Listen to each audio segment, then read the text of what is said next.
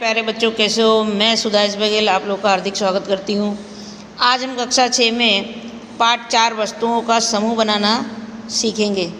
जैसा कि बच्चों आपने देखा है कि हमारे चारों ओर बहुत सी वस्तुएं होती हैं। कुर्सी होती, बैलगाड़ी, साइकिल, खाना पकाने के बर्तन, पुस्तकें, वस्त्र, खिलौने, जल, पत्थर तथा अन्य प्रकार की हमने वस्तुएं देखी हमारे आसपास। उनकी इन वस्तुओं की जो होती है, इनका दिखने का जो कलर होता है वो अलग होता है, इनके गुण अलग अलग होते हैं, इनकी आकृतियाँ अलग अलग होती हैं। तो इन वस्तुओं का समूह किस प्रकार बनाना चाहिए या होता है, वो इसके बारे में हम इस पाठ में सीखेंगे। हम प्लास्टिक से बनी हुई अगर वस्तुओं का एक समूह बनाना चाहते हैं तो हम उसमें क्या देखेंगे, आप बाल्टी देखेंगे, लंच बॉक्स होगा, खिलौने, पानी भरने के साधन होते हैं, पाइप होती, नलियाँ होती हैं, इत्यादि वस्तुएं होती हैं प्लास्टिक की। हमारे चारों ओर की वस्तुएं एक अथवा एक से अधिक पदार्थों से भी बनी होती हैं। ये पदार्थों को हम धातुएं, प्लास्टिक, लकड़ी, रुई, कागज़, इन सब से और मिट्टी से, इन सब से बनी हुई वस्तुएं हमने देखी है। आइए अब हम यहाँ इस चार्ट के आधार पर देखते हैं कि वस्तु तथा उन ऐसे पदार्थ जिनसे वो बनी होती हैं। तो ये देखिए, प्लेट, थाली किससे बनता है, इस्पात यानी स्टील, कांच से भी बनी होती है, प्लास्टिक से भी बनती है, एल्यूमिनियम से भी होती है, पीतल से भी बनी होती है। इस प्रकार कई प्रकार की चीज़ों से भी बनी होती है। कागज़ की भी थाली अभी तो आने लगी, डिस्पोजल।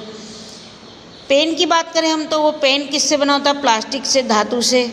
कुर्सी की बात करें हम तो लोहा, प्लास्टिक, लकड़ी से होती है। अलमारी होती है जो वो लोहा, लकड़ी से बनी होती है। इस प्रकार अन्य प्रकार से पदार्थों से अलग अलग वस्तुएं, मतलब अलग अलग पदार्थों से बनी हुई होती हैं। सामान्य पदार्थ से बनी हुई विभिन्न प्रकार की वस्तुओं के बारे में हम बात करें तो देखिए, लकड़ी है। लकड़ी यहाँ पर कुर्सी, मेज, लकड़ी से क्या क्या बनता है तो देखिए, कुर्सी, मेज, हल, बैलगाड़ी बराबर, उसके पहिए और इत्यादि चीज़ें बनती हैं। कागज़ की बात करें हम तो कागज़ से पुस्तकें, नोटबुक, समाचार पत्र, खिलौने, कैलेंडर इत्यादि चीज़ें बनती हैं। चमड़ा से बेल्ट बनता है, जूते बनते हैं, बैग बनता है, चप्पल बनती है, इत्यादि चीज़ें बनती हैं। प्लास्टिक से खिलौने, कुर्सी, बाल्टी और बहुत सारी चीज़ें बनती हैं। रुई की बात करें हम तो गद्दा, तकिया, रुई से कपड़ा और अन्य प्रकार की चीज़ें बनती हैं। पीतल की बात करें हम तो पीतल से थाली, कटोरी, बर्तन, मूर्ति वगैरह बनता है। तो इस प्रकार इन पदार्थों से या इनके जैसे और पदार्थों से बहुत सी चीज़ें बनती हैं। वस्तु एक ही पदार्थ से बनी होती है तो ऐसा भी होता है कि वस्तु एक ही वस्तु कई पदार्थों से भी बनी हो सकती है। तो अब नेक्स्ट टॉपिक हमारा है पदार्थों के गुण। पदार्थों के गुण के बारे में हम बात करें तो आपने देखा होगा कि पानी हम ग्लास में भरते हैं और ग्लास किसका बना होता है, स्टील का, पीतल का, प्लास्टिक का, किसी मतलब धातु का बना होता है। लेकिन अगर हम ये कल्पना करें कि नहीं ग्लास तो अपने कपड़े का बनाएंगे, तो क्या कपड़े में अगर आप पानी भरोगे तो पानी रुक पाएगा? सोचिए, नहीं रुक सकता। क्यों?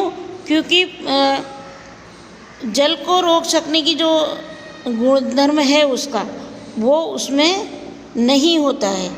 ठीक है। इस प्रकार अगर हम खाना कागज़ के बर्तनों में बनाएं तो नहीं बन सकता। क्यों? अगर हम ईंधन पे मतलब गैस पर अगर हम कागज़ का बर्तन रखेंगे तो वो क्या हो जाएगा, जल जाएगा। तो इसके लिए क्या होता है, धातुओं से बनी हुई चीज़ें होती हैं जो उसको रोक सकती हैं। कपड़े में छिद्र होता है इसलिए पानी निकल जाएगा, तो हम कपड़े का ग्लास नहीं बना सकते, हमको किसी धातु का ही ग्लास बनाना पड़ेगा। अब दिखावट की बात करें तो पदार्थ प्रायः एक दूसरे से कैसे होते हैं, दिखने में भिन्न होते हैं, अलग अलग होते हैं, अलग अलग धातुएं होती हैं। धातु तांबा, लोहा, एल्यूमिनियम, सोना, ये सब धातुएं होती हैं। तो इनसे बनने वाले पदार्थ को हम नेचुरली है कि हम उसको देखकर बता सकते हैं कि भाई ये पीतल है, ये तांबा है, ये जर्मन है। ठीक है। अब कठोरता की अगर हम बात करें तो कठोरता में जिन पदार्थों को हम आसानी से संपीड़ित या खरोच सकते हैं वे पदार्थ कैसे कहलाते हैं, कोमल पदार्थ कहलाते हैं। जबकि अन्य पदार्थ जिन्हें संपीड़ित करना कठिन होता है वे कैसे कहलाते हैं, कठोर कहलाते हैंगे। और आइए विलेय और अविलेय पदार्थों की बात करें हम यहाँ पर, तो कुछ ठोस पदार्थ जैसे चीनी, नमक, चॉक पाउडर, बालू, रेती, इनका और लकड़ी के बुरादे के बारे में हम बात करते क्या ये पानी में विलेय होते हैं। तो हम क्या करेंगे, 2 बीकर ले लेंगे, 2 बीकर में हम जल भरेंगे, उसमें हम ठोस पदार्थ इन लोगों को हम डालते, देखते ये जलते हैं। अगर हम उसके अंदर नमक मिलाते हैं तो नमक क्या होगा, पानी में विलीन हो जाएगा, मतलब पूरा लुप्त हो जाएगा। चीनी अगर हम जल में मिलाते हैं तो वो भी विलीन हो जाएगी, लेकिन बालू यानी रेती हम मिलाते हैं तो वो विलीन होती नहीं है। चॉक पाउडर जो है हम उसको मिलाएंगे तो वो भी विलेय नहीं होगा। लकड़ी का बुरादा अगर हम मिलाते हैं तो वो भी विलेय नहीं होगा। तो इस प्रकार इस क्रियाकलाप से हमें पता चलता है कि कौन कौन सी वस्तुएं जल में विलेय होती हैं और कौन सी नहीं होती हैं। अब हम कुछ द्रव्य ऐसे लेते हैं जो पानी में विलेय होते हैं, उसकी हम क्रियाकलाप करेंगे। तो 2 बीकर में हम क्या करेंगे, पानी भरेंगे, उसमें सिरका, नींबू का रस, सरसों का तेल, नारियल का तेल, मिट्टी का तेल, इस प्रकार के द्रव्य के नमूने हम डालकर चेक करेंगे कि क्या वो पानी में मिश्रित होते हैं। सिरका अगर हम पानी में मिलाएं तो वो क्या होता है, भली भांति उसमें मिश्रित होता है। नींबू का रस वो भी पानी में मिश्रित होता है। सरसों का तेल, नारियल का तेल, केरोसिन, ये सब कैसे होते, पानी में विलेय होते नहीं है।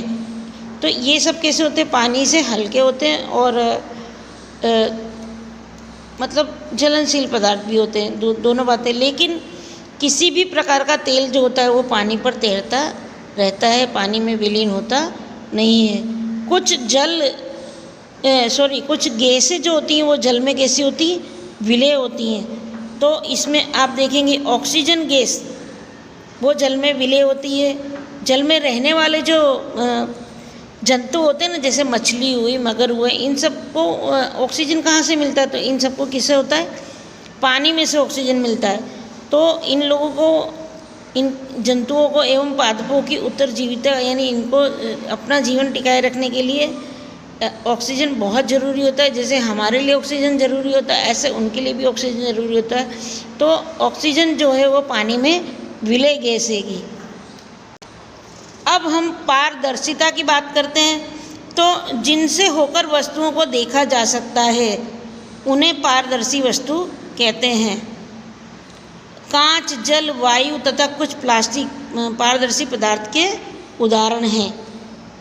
विपरीत में कुछ ऐसा कि कुछ ऐसे पदार्थ भी हैं जिनसे होकर आप वस्तुओं को नहीं देख सकते।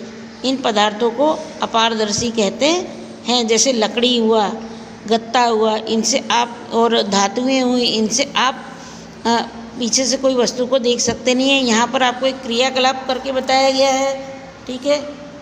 यहाँ पर ये जो लड़का है क्या कर रहा है, एक कागज़ आप लेंगे, कागज़ पे थोड़ा सा तेल डाल के उसको बराबर उसका तेल जो है वो फैला देंगे। आप कागज़ से देखेंगे तो आपको दिखाई देगा नहीं, लेकिन उसी कागज़ पर आप थोड़ा सा तेल लगाकर उसको थोड़ा फैला दें और फिर उससे देखेंगे तो आपको हल्का सा सामने उसकी जो वस्तु है वो दिखाई देगी।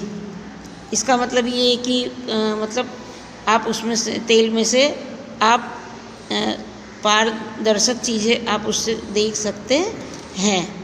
तो अभी जो हमने कागज़ का क्रियाकलाप करा, उसमें तेल लगाकर हमने सामने वस्तु को दिखा, तो हमको वस्तु दिखाई तो देती है लेकिन स्पष्ट रूप से नहीं दिखाई देती है। तो ऐसे पदार्थ जिनसे होकर वस्तुओं को हम देख सकते हैं परंतु स्पष्ट नहीं देखा जा सकता है, उन्हें हम कैसे पदार्थ बोलते हैं, पारभासी पदार्थ बोलते हैं। आई होप ये लेसन आपको समझ में आया होगा। और इस लेसन में हमने क्या सीखा उसकी हम चर्चा कर रहे हैं कि हमारे चारों ओर की वस्तुएं अनेक प्रकार के पदार्थों से बनी होती हैं। किसी दिए गए पदार्थ का उपयोग वस्तुओं के निर्माण में किया जा सकता है। किसी वस्तु को केवल एक ही पदार्थ से ही बनाना संभव हो सकता है अथवा उससे भिन्न प्रकार के पदार्थों से भी बनाया जा सकता है। विभिन्न प्रकार के पदार्थों के गुण भिन्न भिन्न होते हैं। कुछ पदार्थ दिखावट में चमकदार होते हैं जबकि अन्य नहीं होते। कुछ खुरदुरे होते हैं तो कुछ अन्य चिकने होते हैं। इसी प्रकार के कुछ पदार्थ स्पर्श करने पर कठोर लगते हैं तो कुछ अन्य कोमल लगते हैं। कुछ पदार्थ जल में विलय होते हैं तो कुछ अन्य अविलय होते हैं।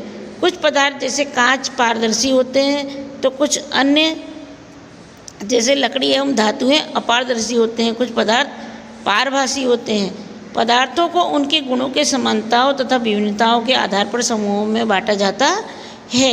वस्तुओं को सुविधा एवं उनके गुणों के अध्ययन के लिए एक साथ समूहित किया जाता है।